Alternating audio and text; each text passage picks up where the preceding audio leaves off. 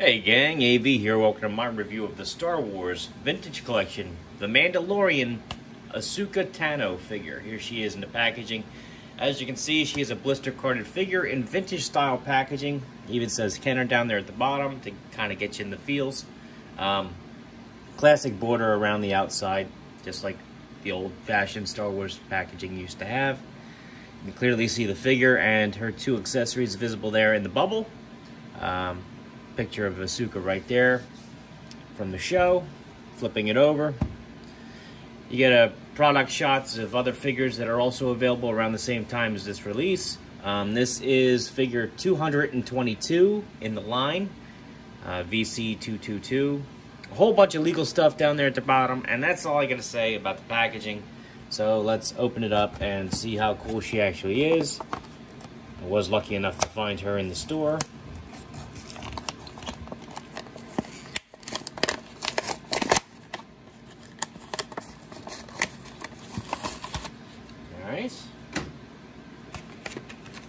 Doesn't look like there's much to this figure, just the two lightsabers.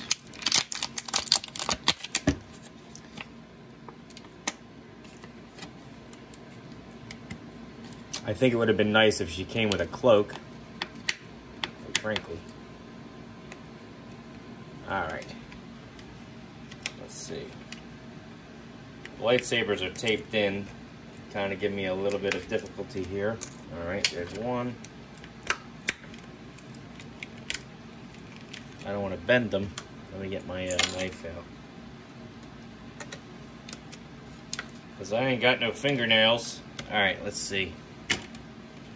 That should do it. Alright. Alright, first and foremost, we're going to have a look at her lightsabers. This is the long one. It has a curved handle.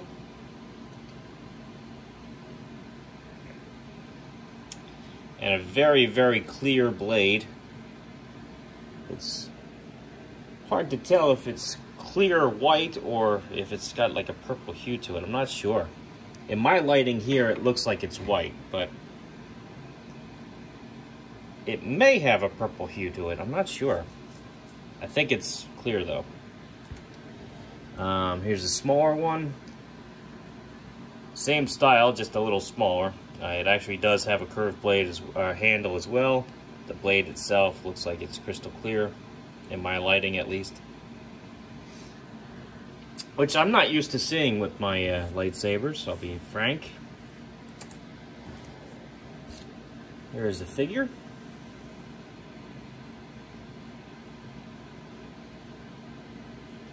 Nice detailing on her. Face sculpt is beautiful. Again, a cloak would have been nice, but I guess I understand why they went this way with her design. They did hide her knee joints pretty well, though. I will give them that. That's not too bad.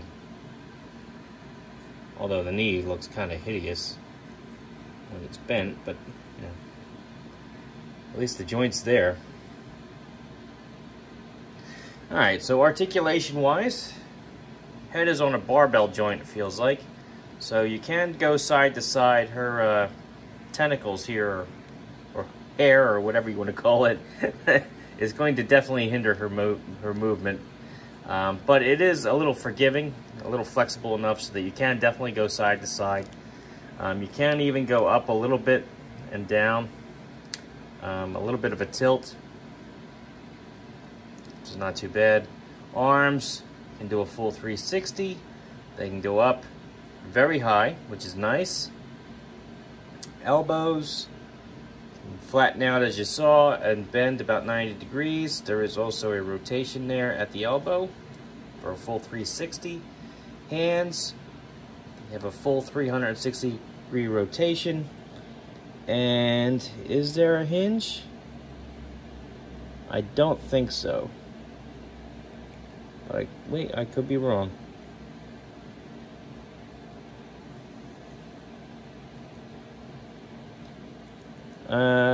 No, I don't think there is a hinge here. I think her hands are a little too small. Alright, so she has an abdomen joint here, which you can see rotates a full 360.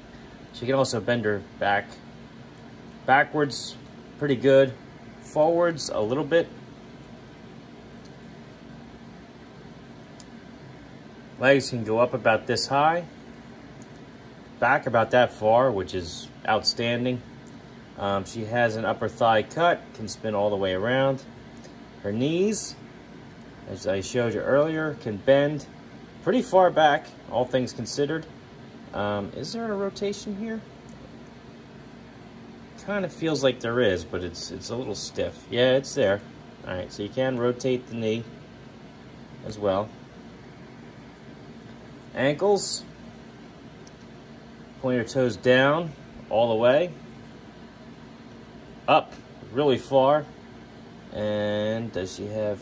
Yep, she has ankle pivot. Very good articulation. I gotta be honest. The design of the legs that's pretty good. I give them credit on that. I mean, the sculpt is there. It looks accurate, and you still have the articulation, which is nice. All right, so we'll get her holding her lightsabers. She holds that one just fine. And holds that one pretty good too. Get her standing. Stands okay. Size comparison wise, here she is next to a 3 3/4 inch G.I. Joe figure, Snake Eyes from the vintage line. As you can see, she sizes up very well with him. She is from the vintage collection, so her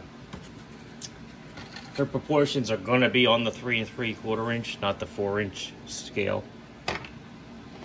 Let's see how she looks next to Luke Skywalker, just because. You know how short he is, and he is just a hair taller than her, actually, so she is on the shorter side. Here she is next to a more modern G.I. Joe figure, Dollar General Cobra Trooper. So you see how she measures up with him. A true 4-inch figure, Boss Fight Studio Blank. Marvel Universe Captain America. And last but not least, Master Chief. Just towers over everybody. Alright, so anyway, not a bad figure at all. The legs surprised me, and I'm pretty impressed with how they did that. That's pretty good. Posability on the head is a little limited, but that's to be expected with the design of the head itself. Looking up would have been nice, but, you know, you get the side-to-side just fine. I mean, that they move out of the way. Lightsabers are pretty cool, very unique to the character. All in all, I think it's a really cool figure. This has been AV. If you like this video, check out my channel, where you'll find a whole bunch of other 1/18 scale figure reviews, vehicles, accessories, play sets, you name it. I also do 1/12 on occasion. And I also do comic book unboxings, both graded and ungraded. So check out my channel if any of that sounds interesting to you. Check the video description for links to my social media accounts, as well as my eBay page, which I have things for sale on quite often, as well as my Whatnot page, because I occasionally go on there and do auctions. And I also have a link up there for the Plastic Underworld, which is where I get a lot of my figures. So you can check them out as well.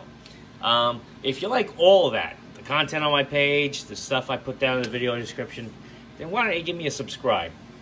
Share my videos, leave comments down below. I'd love to hear from all of you. And as always, take care.